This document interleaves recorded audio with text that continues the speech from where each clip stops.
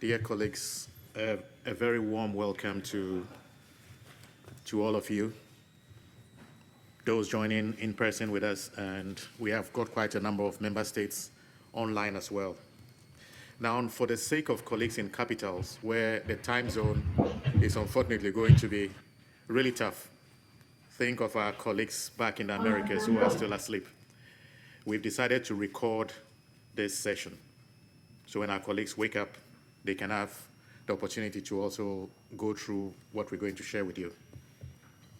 Now, last week at the intersessionals, I gave those of you who showed up a snapshot of our new prevention framework called CHAMPS. Let me thank you for finding time to attend.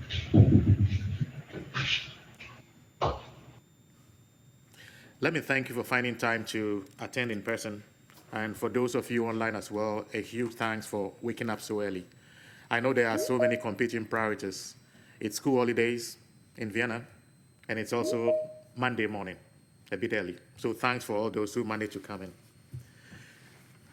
A little over a year ago, you'll remember the organization went through a corporate restructuring, and a new branch was established, the Drugs Laboratory and Scientific Services branch. Now, this branch has been operating along the lines of three key values: excellence, innovation, and outreach. And we're trying to mainstream these three values in all we do in the branch. Now, this means we've had to rethink the way we do business on a number of things. Prevention is one, and I hope you're going to see these three values reflected in the prevention framework we're going to present to you. Today, we find ourselves at the midpoint of implementation of the 2019 Ministerial Declaration. And we also find ourselves desperately trying to get back on course when it comes to the SDGs on the road to 2030.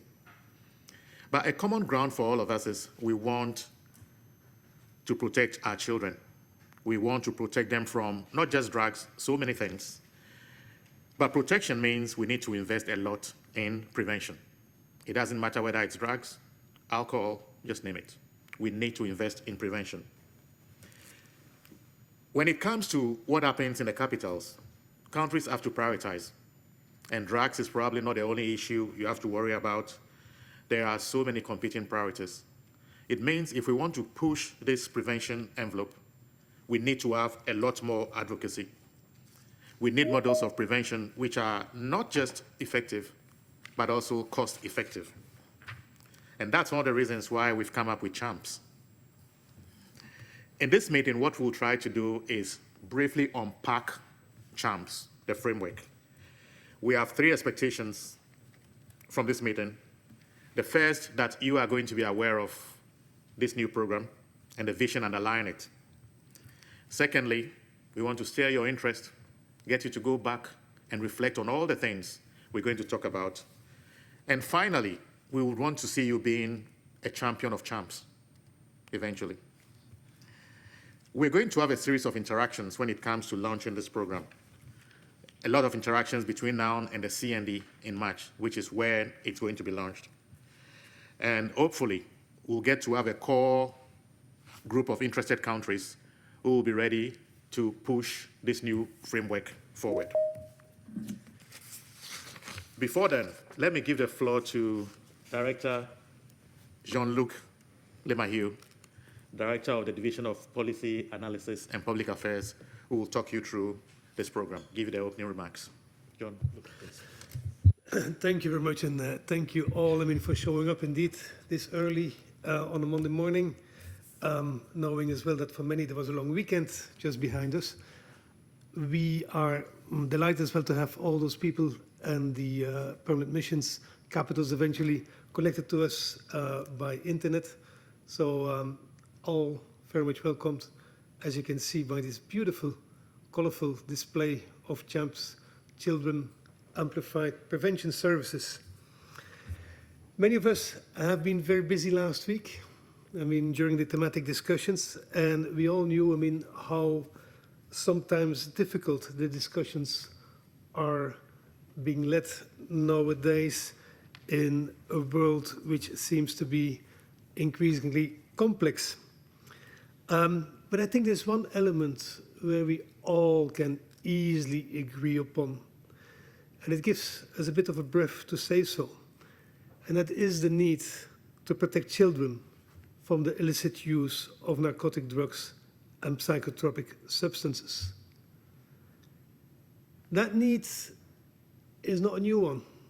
It has been recognized already long before.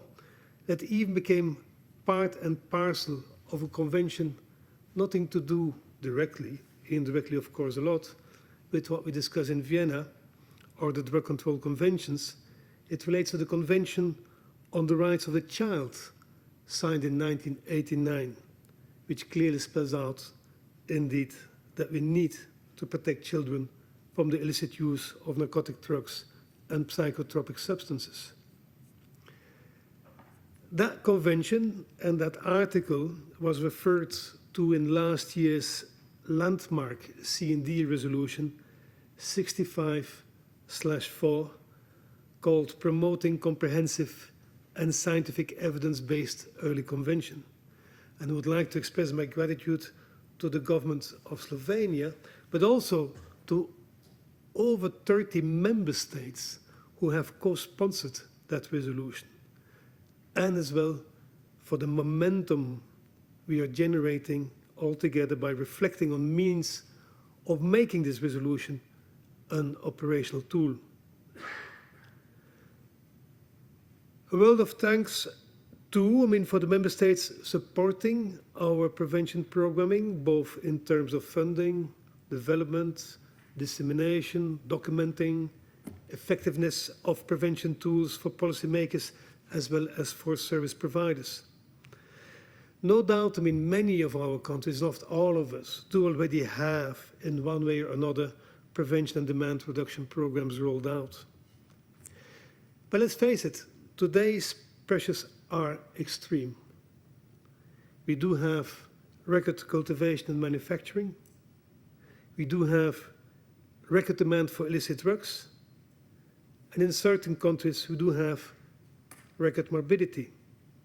And that altogether obliges us to renew our focus on what and how we roll out our interventions.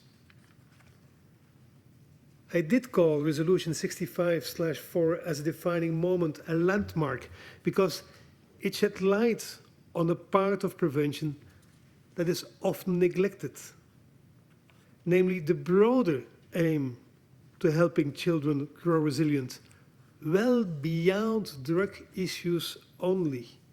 Say no to drugs doesn't help us.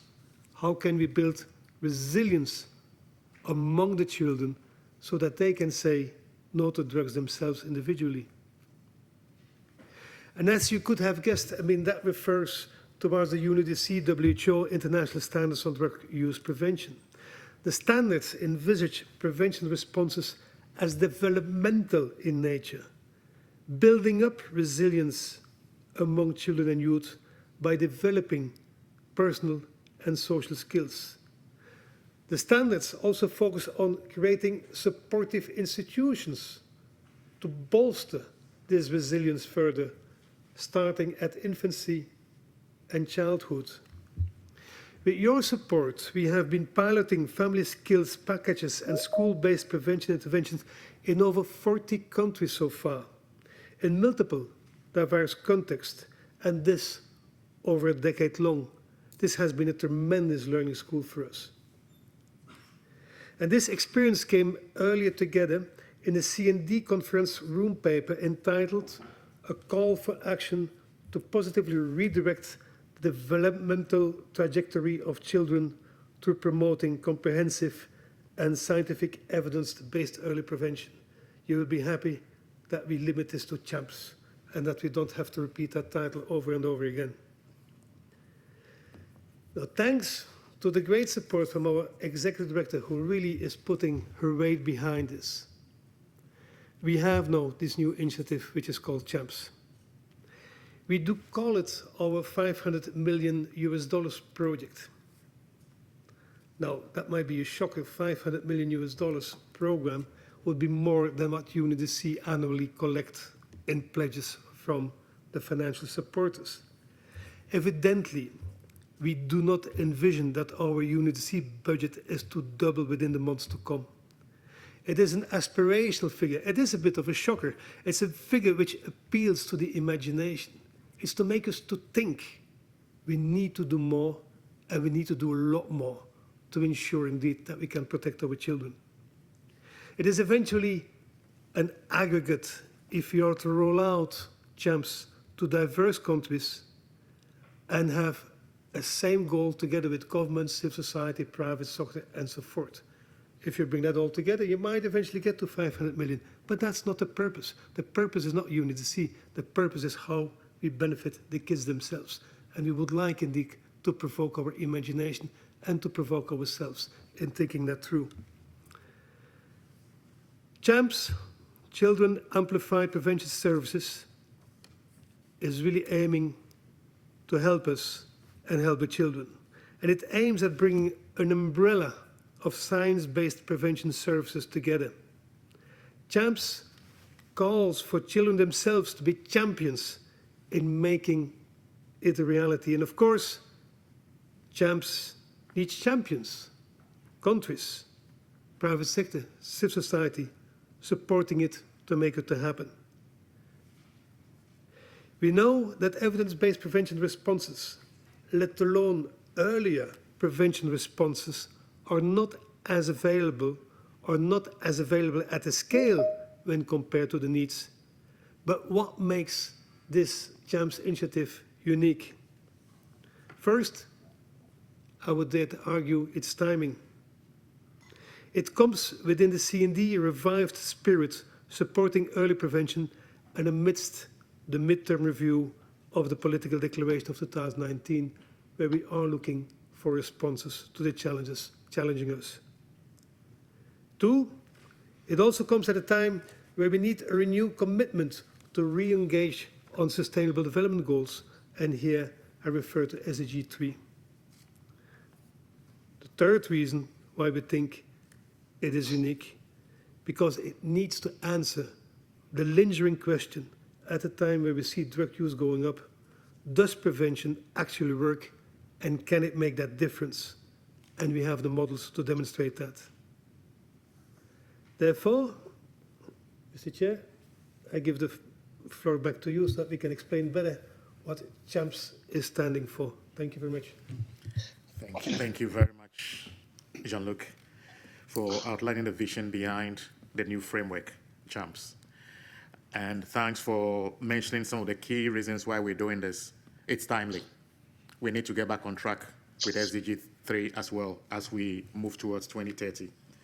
But it helps us to answer that lingering question. Does prevention really work?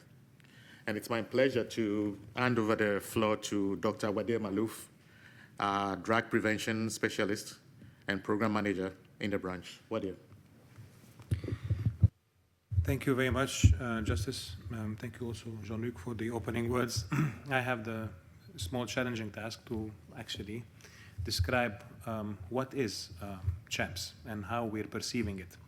So in the introductory remarks, you heard the timeliness of it, why now, but probably I think as an initial step is to focus a bit more of who are we working with, and the population we're working with.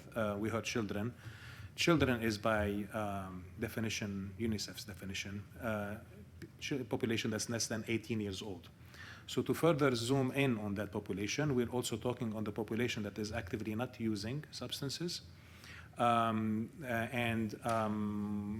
that even that population is in many categories. There's in that population there are some that are resolute non-users, some of them they're contemplating use, some of them that are symptomatic of any risky behavior, including potentially substance use, where intervention needs to be done before it escalates into disorder.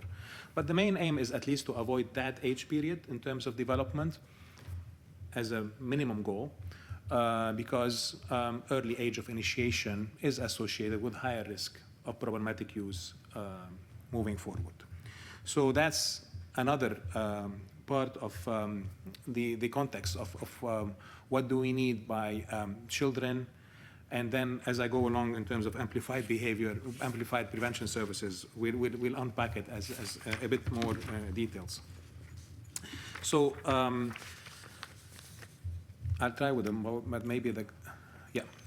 So we talked about the spirit of prevention rising within the Commission on Narcotic Drugs, particularly in the context of focusing on early prevention. Now we're talking about, in the scope of drug use, we always report on the population that is using drugs, which represent, on average, between 6, maybe and 10% of the population. Now we're talking about the other 90% that really need support moving forward, and the majority of which are children, but the proportion of children varies from country to country.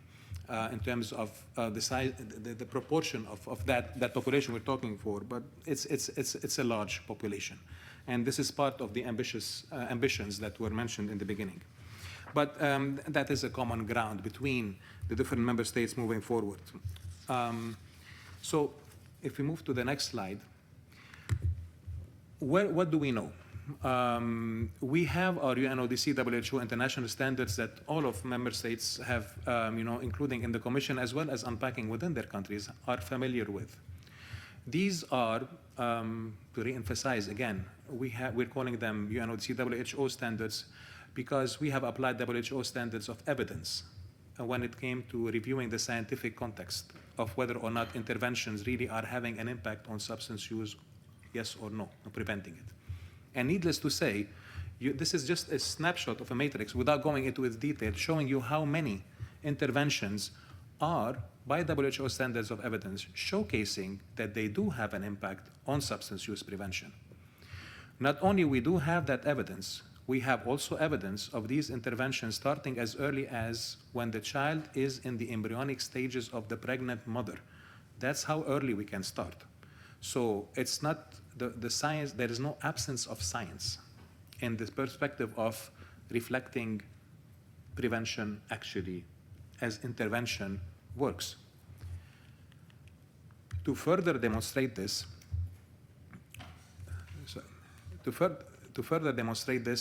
we have this presentation. This is one of these interventions of early prevention. This is just an intervention that really focuses on preparing kids in socially deprived or communities that are living in a context of social inequalities, social disadvantage. Preparing kids within that context, children that have not been accessing school yet, that age of development, to prepare them before they go to school, in their preschool years. And this is a study that followed up a group of children whom the same community randomized. A group took that package, which is the intervention group in blue. Another group of children did not take that package of preparation to prepare them to go to school education further. That's the group in red.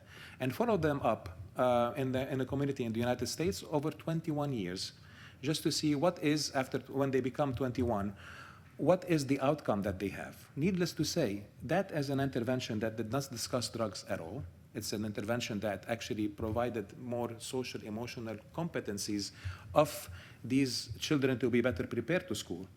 It had a direct impact on the substance that is most commonly used within this community, marijuana in that instance, meaning that at the age of 21, they were not using marijuana, comparing the blue group of children compared to the red one, at least at the outset, it at least delayed it after 21.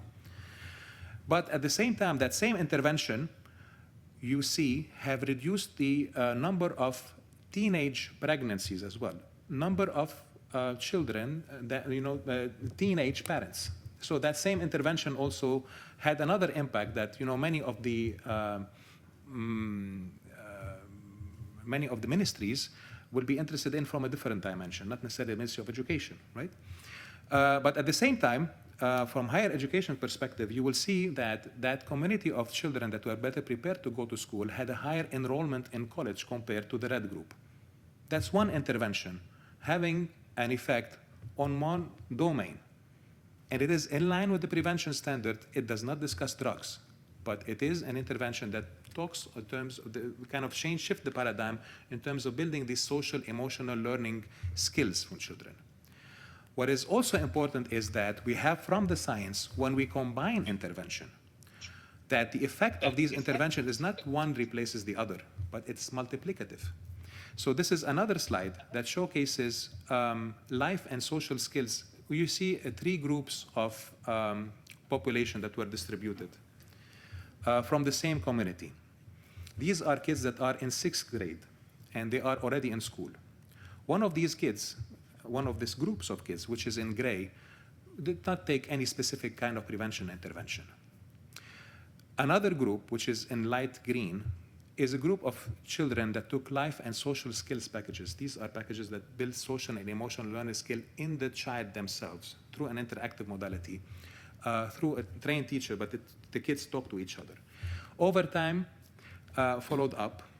And the third group in blue is a group that took that social emotional learning package in schools plus a parenting skills package. And these groups of children were followed up to check how much they are using non-medical use. They had non-medical use of opioid substances, prescription opioids, because that was one of the problematic substances in the region. And you can see when they followed up from 6th grade to 8th grade that not only that individual prevention intervention works, but when it's combined with another one, parenting skills plus life and social skills, the effect is even more multiplicative. It does not completely suppress the use, but it kind of helps a lot moving forward. And it is in light with these studies that is also, we move to the next part of uniqueness of CHAMPS. So if we know that prevention works, what is unique about CHAMPS? One of the most common questions we have received is, did any member state, even not necessarily at the stage of the country, but at least at the stage of a governorate or a municipality, have implemented these prevention measures and actually made a change in the lives of the children moving forward, had an effect on prevention? We know individually it works, combination it works, but there has not been an actual demonstrative example of putting a system of prevention, bringing all of this science together over a certain period of time from different ages of development, not individual intervention, and follow up, demonstrating the kind of impact these programs could have on the trajectory of lives of children. Starting from early ages of development, not necessarily only in the ages when substance use is done. Most of the intervention that we know are also within the window of time that we know the children actually do use. So what I showed you in terms of early prevention was a unique, more or less, experiment moving forward. So that, but also to go back to the point that was mentioned with regard to 500 million, regardless of the number, we are also know from a context that investment in prevention in many countries is there. But the investment in a system of prevention that is aligned from science is another part that CHAMPS is trying to operate with the member states that are interested to kind of put not only that investment in place, but demonstrative models that level of investment can make a big dent in the life of children. So how? What is that system that we're talking about? And why is it also timely? It's timely also because now we have lots of tools that are open source that can further support these member states moving it forward. Not only do we have the standards, epidemiological studies have always been done in terms of at least, and always, maybe it's an exaggeration, but in many cases it's been done to put a prevention system that is aligned as a strategy with the current epidemiological situation of drugs in countries. But when it comes to actually assessing what kind of infrastructure the country have, and this is coming also from my experience working 18 years in that field in terms of supporting strategies moving forward, the evaluation of the infrastructure is not systematically done, arbitrated by a certain level of evidence when it comes to SWOT analysis of what do I have in terms of responses for prevention in my country? Are they in line with the standards or not? Who are they covering? And how much are they covering, and how much they are aligned with science, and how can I improve on them? That SWOT analysis is not done rigorously. And most recently, with the support of Norway, for example, now we have the review of the prevention system that articulates the prevention standard from a different perspective, helping the member state review what they have at different ages of development and plan ahead from their infrastructure, what do they have and how they can improve it, and what gaps do they have in terms of improving what they have, as well as importing additional services moving forward in different ages of development. Also, in different populations that they're serving. We see that they have 3 different colors here. We have the green color, the yellow color, and the red color. How much they have services that are servicing all children, universal packages, that's in green. And how many of these services in different ages of development are helping those children that are at higher risk than the universal population, living in different contexts of vulnerability than the rest of the population. That's the yellow color. And how many of these interventions are supporting an indicated level of prevention, meaning for that population of children that are symptomatic, and different ages of development might have different symptomatic things to look for. Poor attachment in school, hyperactivity, poor mental health, poor cognitive development, early substance use, violence, bullying. There are different indicators that could be showcasing a symptom that needs an intervention on an individual level rather than on a group level. And we have a lot. Not only as UNODC, but in partnership with other UN partners and also academic institutions, where there are a lot of more and more evidence-based tools that exist, not only in terms of evidence, but as I said, open source. The level of evidence require 2 things. Require that the program itself has an impact, but the program is designed in such a way that it can move to scale, and it can move to scale with fidelity. These are key components. But more importantly, these services, these evidence-based packages do not live in a vacuum. So that evidence-based package, what's introduced, requires a certain system around them. So the effect of prevention is a combined effect of individual intervention that are evidence-based and designed to move to scale and be efficacious and effective, but also a system of delivery, meaning that a policy framework, a human resource infrastructure, a kind of a connection, a connectivity between the different entities that are providing services both at the national level as well as the community level, that understand what sort of integration of services they need. That vehicle that assimilates these evidence-based prevention intervention can actually amplify or actually make the effect of these evidence-based prevention, or actually make these evidence-based packages effect null. So that structure is also helping that infrastructure that's delivering this system is part of what CHAMPS is trying to operate when it comes to move forward with these again. So how are we trying to do with that system in terms that schematically has been shown to you? This will be done through demonstrative models. As I said, it depends on the size and scope of the member state that is implicated. It could be at the total level of the country, or it could be in a certain municipality, where when I say 10, it's 10 models of countries over a period of 5 years. Why 5 years? Because 5 years is in a window of time where the general epidemiological situation of the drug will not have a gigantic difference between what it was at the outset and at the end of the demonstrative model. And at the same time, it's enough window of time to have at least a certain portion of that population we're addressing that is less than 18, to go in a window of time where a large portion of them will be in the window of time that substance use initiation occurs.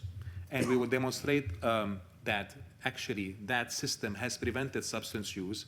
But there's another portion of that population that we're looking for, the earlier, when we're talking about from birth onward, that we will have different indicators of change in their developmental path trajectories, whether it's education, mental health, or other domains of work to be put in place. So that we're doing it through waves of, maybe it could be staggered. But initially we're looking at least for 10 models, and then depending on the number of requests coming in, but within each wave, at least 10 million children would need to be demonstrated. That scale of prevention intervention needs to be demonstrated, not at the level of individual intervention, but as a system coming together, how it will be moving forward. So, can you move to the next slide, please? The other uniqueness of CHAMPS is its partnership model. So aside of working in terms of inter-UN agencies as country teams on the country level, CHAMPS is looking also for additional types of memberships, partnerships being built with the private sector, fast-moving consumer goods, IT companies, the private sector coming in and being part of that children development at the country level. And of course, partnership with the actual stakeholders. So when we said CHAMPS, we're also looking for, like we did with the youth being part of the response, nothing about us without us, also children being part, being champions themselves about this initiative and trying to amplify it with their caregivers, moving forward with the social institution, how that partnership can materialize. Also partnership with the academic institution. The other uniqueness of CHAMPS is the fact that there will be lots of research embedded in it. It's as a model implementation of a system, what we're looking for is not only investment and showcasing that the number of beneficiaries that were reached. We're trying to document scientifically and publishing scientifically the kind of lives that have changed because of that investment. And there's lots of partnership with the academic sector globally, but also at the country level, because indirectly as well, it will encourage your national infrastructure of academic research within the countries implicated moving forward.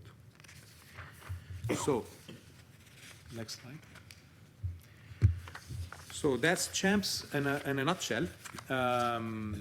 Just to give you a specific insight in terms of what model it is and how this amplification is being done. Amplification in terms of number of services, amplification in terms of population being reached, and amplification in the sense of number of institutions at national level coordinating together to have that effect of prevention services put in place. With that, I move the floor back to you, Mr. Chair. Thank you very much, Wadir. It's always great to hear from the experts. Now, Wadir, you touched on a number of issues. The first was you giving us the evidence that prevention works, but you also cautioned that it doesn't work overnight. You've got to invest in prevention, and you saw the chart indicating how long it takes to get results. Another key feature you brought up was how CHAMPS is going to be run. CHAMPS is going to be ingrained, built on science, the science of what works. And CHAMPS is going to depend so much on research.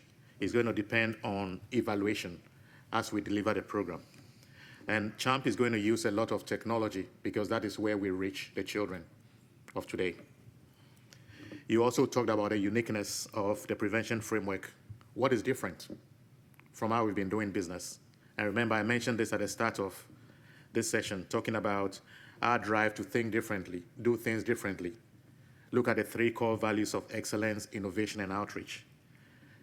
CHAMPS brings all these things together through a lens and asks the question, how can we make the children of today resilient leaders in the future? Now, colleagues, at this point, there's supposed to be a dialogue with you. So I'll now move to the floor, take questions, take suggestions, take comments. Colleagues online as well, please, you can raise your hand as we do virtually, and we'll give you the microphone.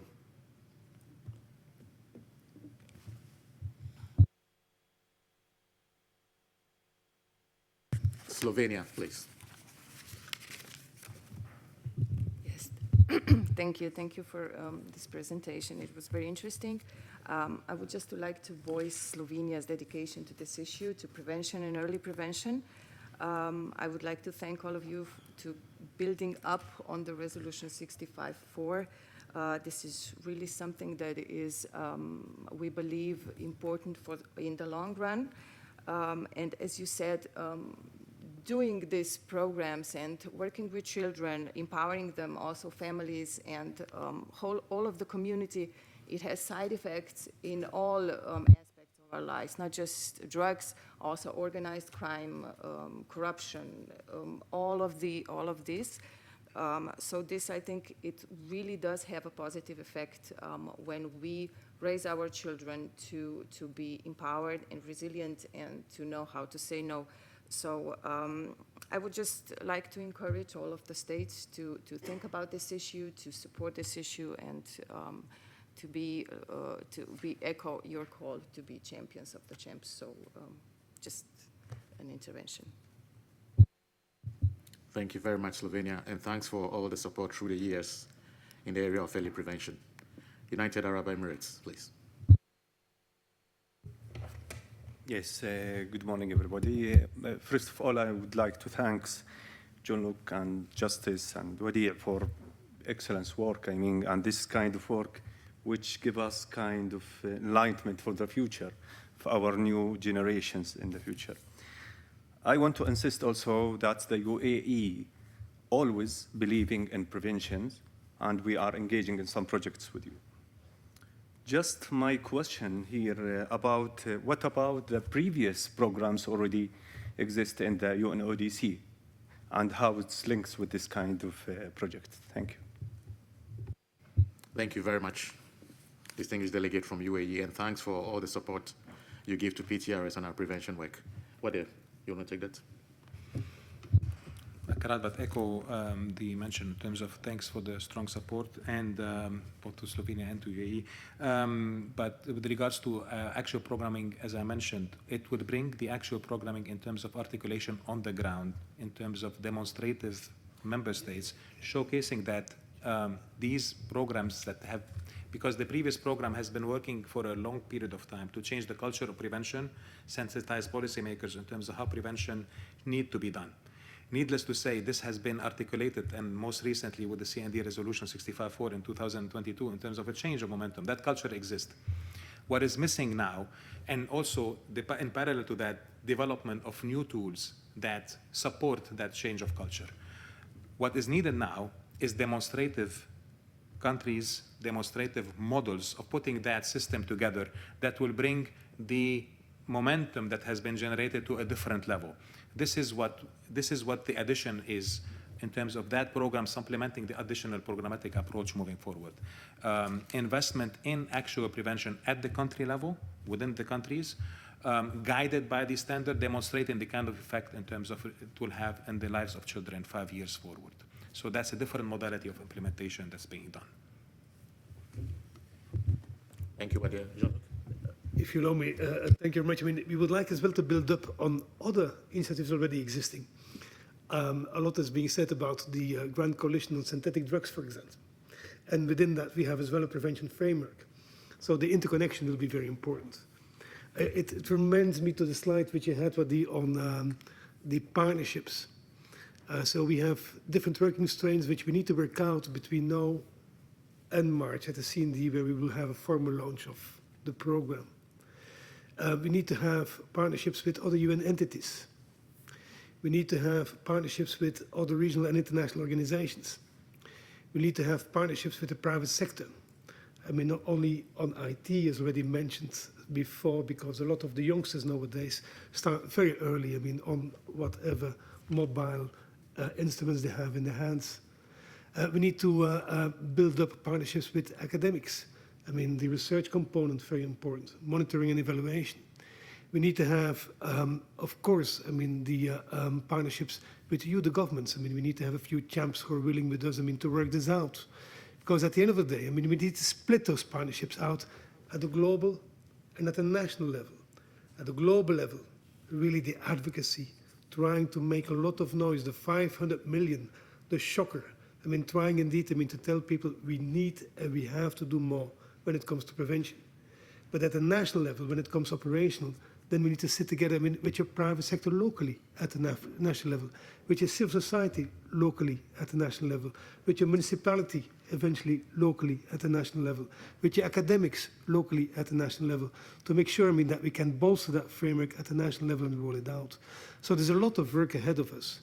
But that's where indeed we are trying to have an early briefing, not having all the answers available yet for ourselves, but in thinking with you and finding a few countries ready to move together with us at the national and the global levels. Thanks, Jean-Luc. Any other questions? The United States, please. Hi, thank you for the presentation. I had a question about the socio-emotional skills learning interventions. I was hoping you could provide just a little bit more context or examples.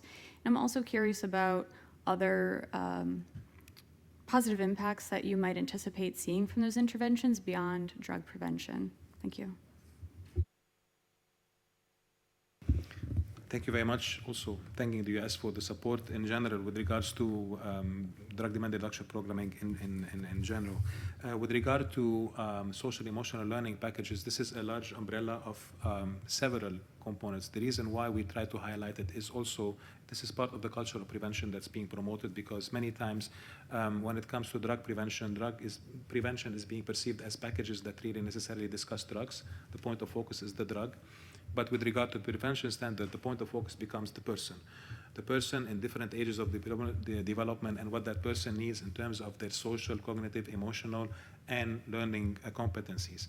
These are key, and they are different in different ages of development. Every stage of development requires different milestones to be attained in order to overcome that period and go on to the next period in an appropriate way. They can be delivered in different structures from schools, as life and social skills, family competencies are part of these social emotional learning packages. It's a very large umbrella of packages that really work on the development of the child and helping the child adapt to build their own resilience, and actually the structures around, the environmental structure around the child, the school, the family, be protective layers in the sense of promoting that extra layer of individual resilience. Now, with regards to their positive impact, we know for a fact that they are already linked to other strategies, because these same packages, as we speak, that I'm talking about, are part of the international standards of drug use prevention in line with the UNODC WHO standards. Many of them are common to other strategies. For example, family skills, life and social skills are part of the INSPIRE initiative. That's an interagency initiative to end violence against children. These same packages are 2 of the 7 strategies that are part of ending violence against children. 2 of the 7 strategies that are linked to helping adolescents thrive in terms of preventing and promoting mental health. That's also part of the UNODC is collaborating with WHO and UNICEF in this initiative. They are part of the youth initiative to end youth violence. These same strategies, these same intervention, and that's part of the return of investment that we're trying to demonstrate also through CHAMPS. How can these strategies, that rather than focusing on the drug being the issue, focusing on the person and their development, how they can be rewarding in terms of servicing more than one strategy. Thank you very much, Wadir. Please, can we check the chat room just in case we've got any comments? Venezuela. Thank you. Thank you so much for the presentation. I may have missed the first few slides, so I came a little late and I apologize. But it's very interesting, and we are very grateful to have it all compiled, and I hope you can send us the slides later so that we can see it in details. I wanted to share, because I've done it a few times before, but in Venezuela we do have a program that has scientifically proven to be one of the effects has been the reduction of violence in boys, in particular. It is based mainly or only in music development, and it also, as yours, it begins with previously to being born until the first stages of youth, or even until 18 years old, and continues. But this is a program that in my country has already involved, I've said it so many times before, but we reached 1 million kids only in Venezuela with this program. And so my question is, how do we become part of CHAMPS and make sure that, for example, programs like the one we have in Venezuela not only helps, as it has proven already, to reduce violence on kids, but also the possibility of them to consume. How do we join together these initiatives that we might already have? And I also wanted to highlight that in the case of my country, this program that we have is a national policy. It involves mainly political will, I would say, because the participation of other sectors, it's kind of limited, but since we have been for this for 40 years or more already, we already know how to do it. It's very much useful, and it really has proven involvement of many kids so far. As I said, 1 million at this very moment. But I do want to see if there is any way that to connect other initiatives like this to the ones that we already have, and maybe perhaps widen up a little bit the capacity of reach that this program has, and also make it help to let know our initiative and how it works. And I know many countries, or some countries in Latin America have had the same experience as ours, in probably smaller environments or communities or cities or states. Maybe it's not as big as the whole government, as a state as we do, but it has proven also for them to be correct and very useful for their youth population. So how do we connect one program to the next, and how do we make that national policy whenever possible? Thank you. Jean-Luc, please. Thank you very much. I'm very happy to hear, indeed, I mean, the initiatives taken among several countries, no doubt.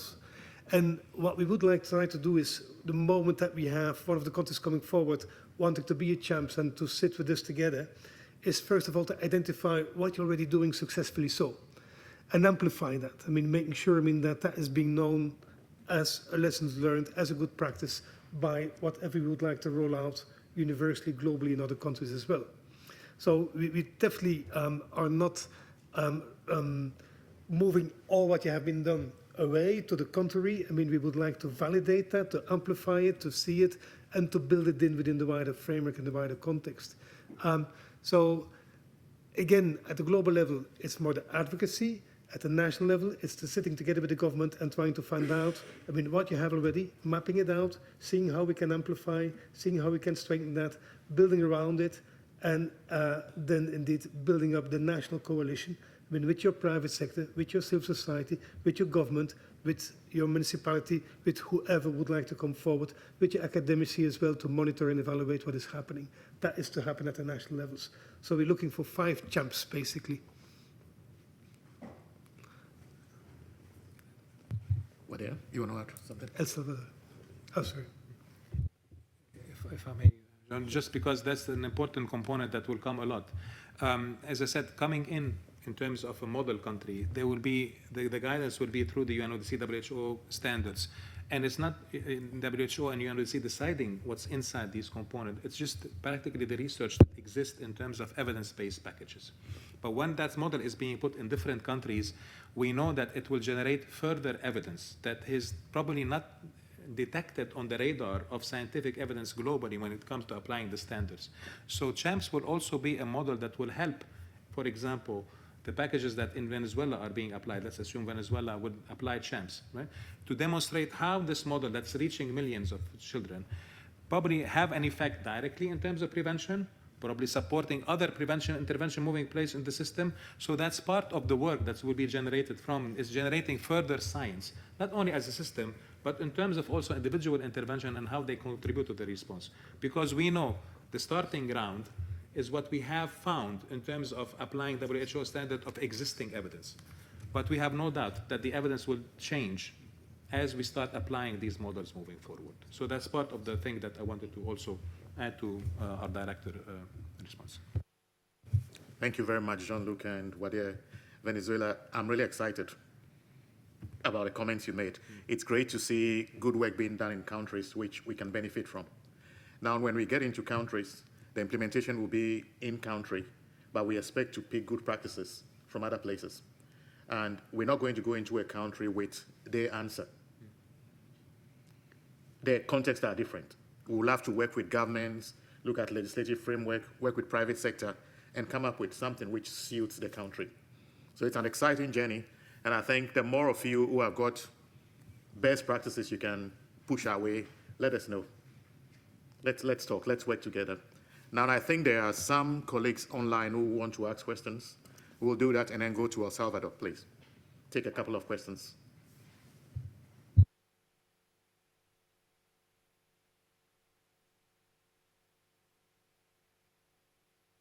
Good morning. I don't know if you were referring to me, who I am online. Yes, Is we it?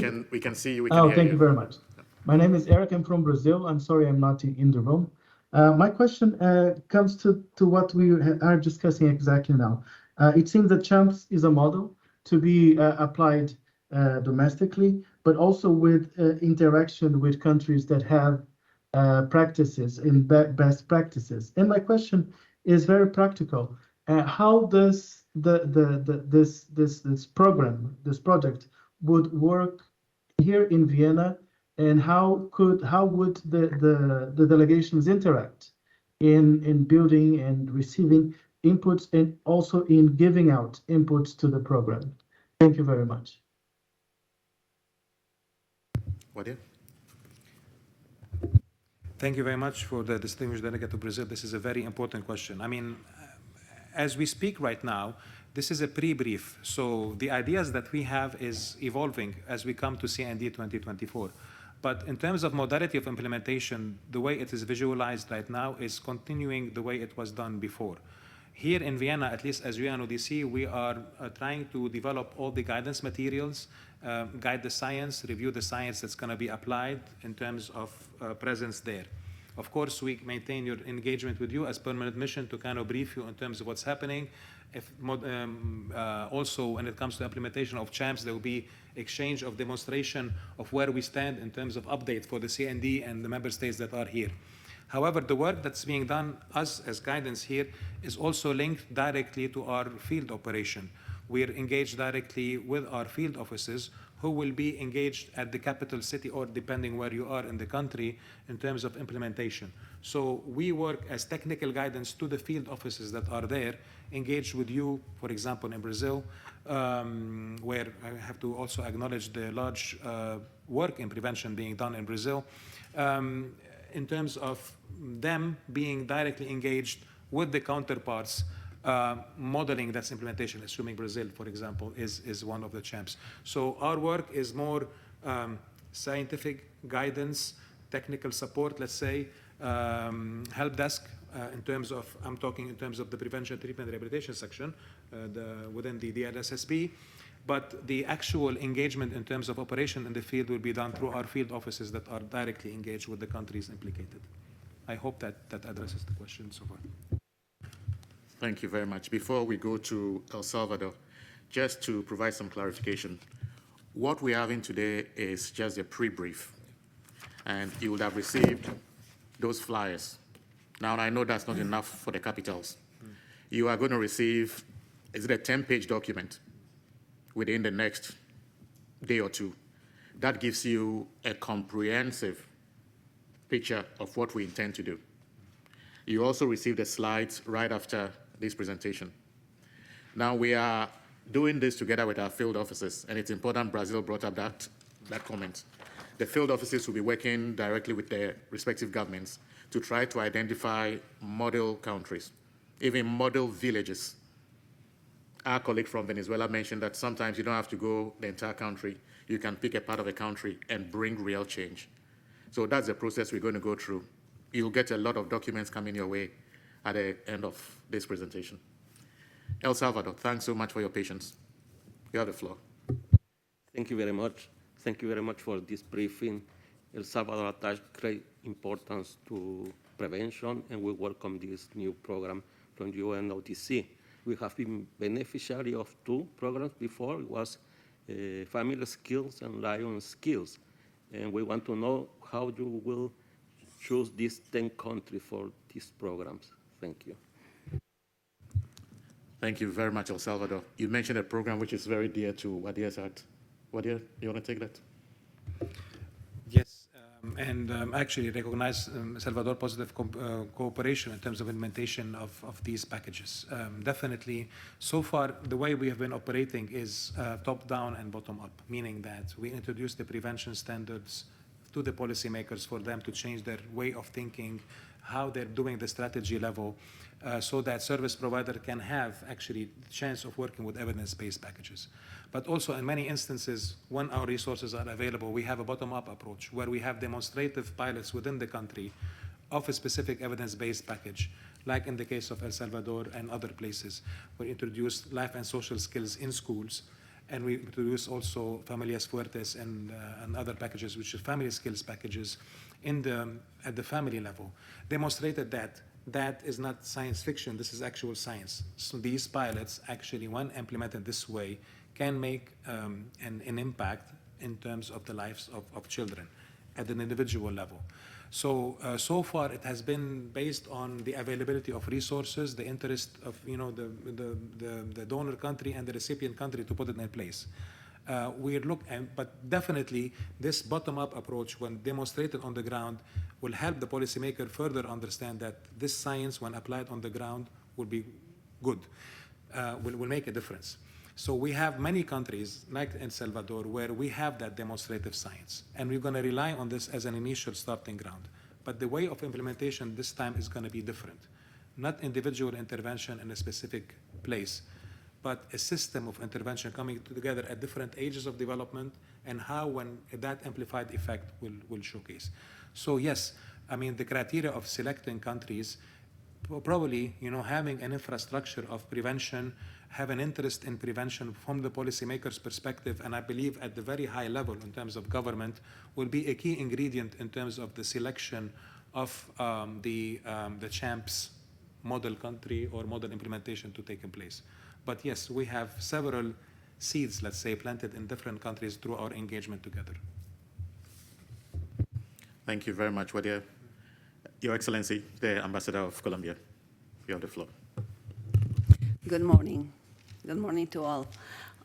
Thank you for such an interesting presentation. I have the following questions. I understand this is a pre-brief, but are you by any chance already engaging with our governments in the field about this? And the second question I will ask is, Mr. Maluf was talking about finding those countries with the interest, policy making, the interest of the policymakers. And I was wondering what, your priorities were in terms of country, depending of consumption and the participation of children in consumption. Thank you, Ambassador. Jean-Luc. Thank you very much. I mean, first of all, we have briefed our field reps recently at the field rep meeting, which we hosted only a few weeks back. So it's not that they have already a clarity to engage in detail the governments, but they might have indeed felt around to see if there would be some interest. Not in a structural manner. I mean, we're still not there yet because they don't have the documents either. So we need to give them more, to do so. But that is to come to follow, within you providing the 10-page document, which we already have available now in a draft form. We're finalizing this. That will go to you. That will as well go to our field offices. And from that moment onwards, we will see indeed where the interest relies.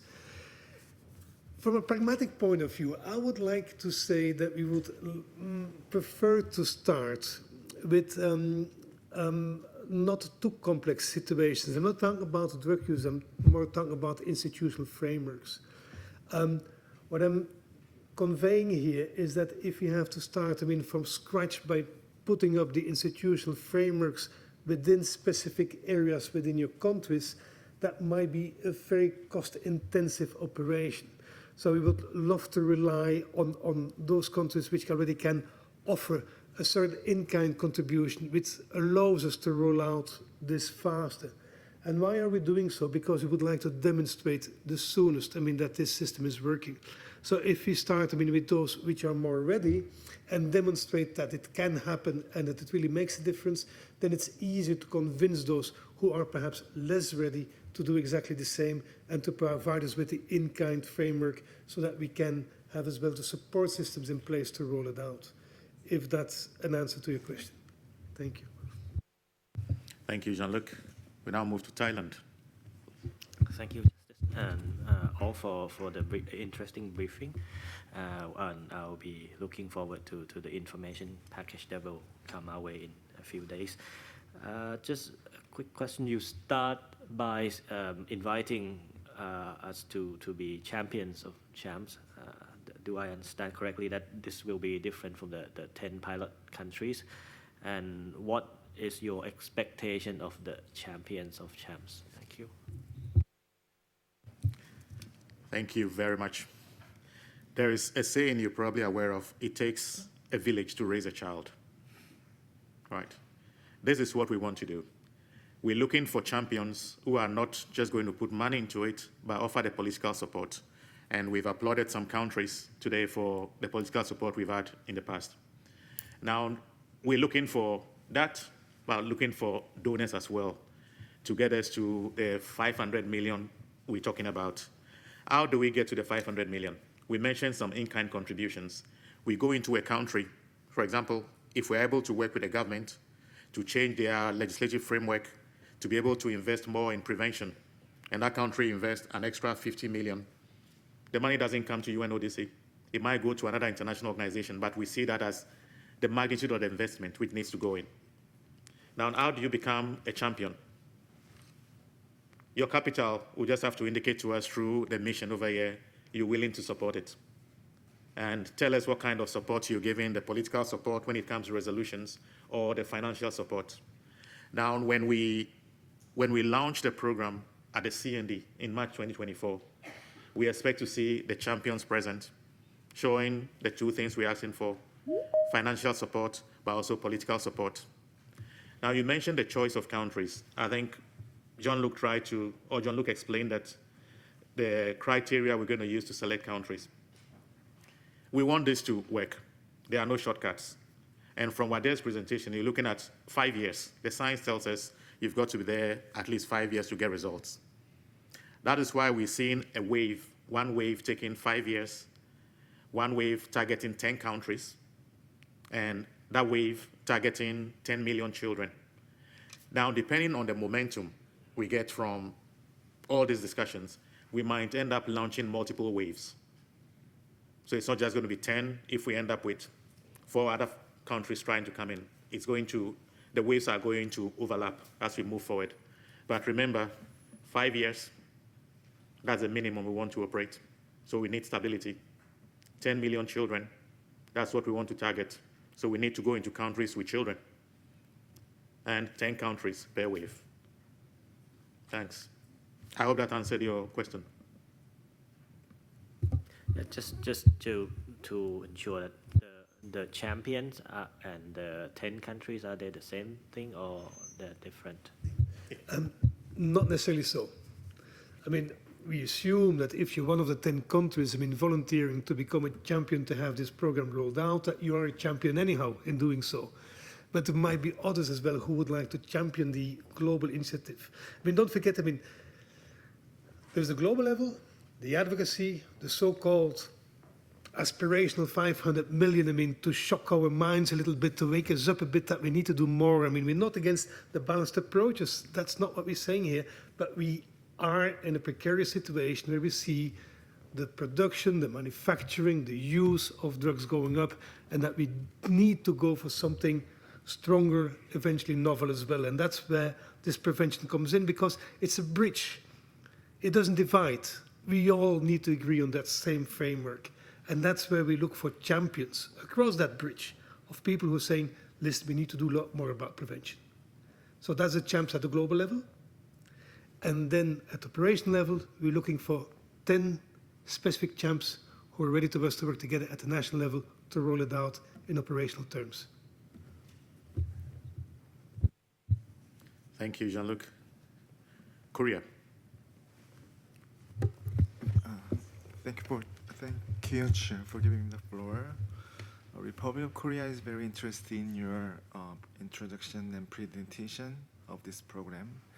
And it's a very new approach, and we believe that it's more effective to start prevention as early as possible. My question is two. The first one is, according to your presentation, compared to previous one, children under around 6 is our new target group for prevention.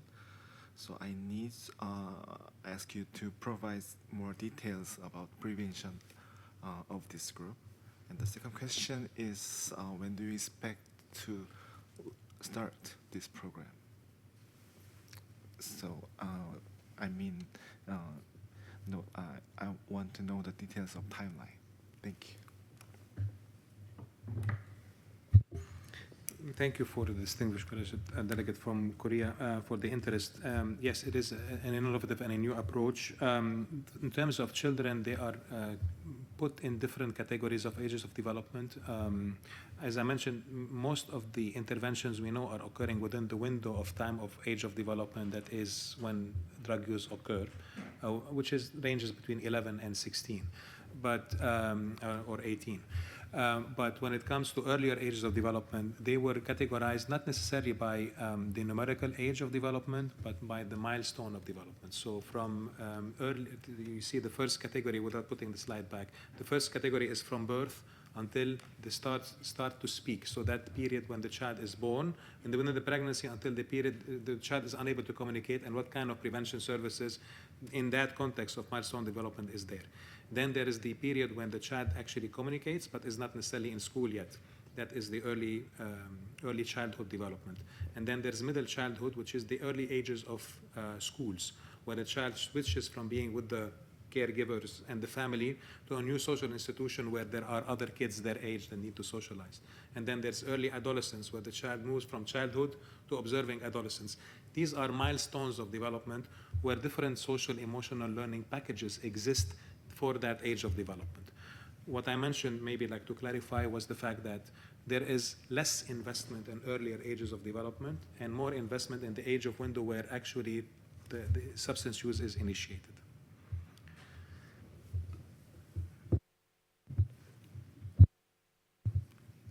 The second question, the timelines. Right. Yeah. It's all about money and about countries willing to support the program. Now, the document we will be sharing with you gives you an idea of how we intend to run this. There will be the global component of it, a lot of coordination from headquarters, working with the permanent missions, working with our field officers, and there will be the second part, the one at the national level.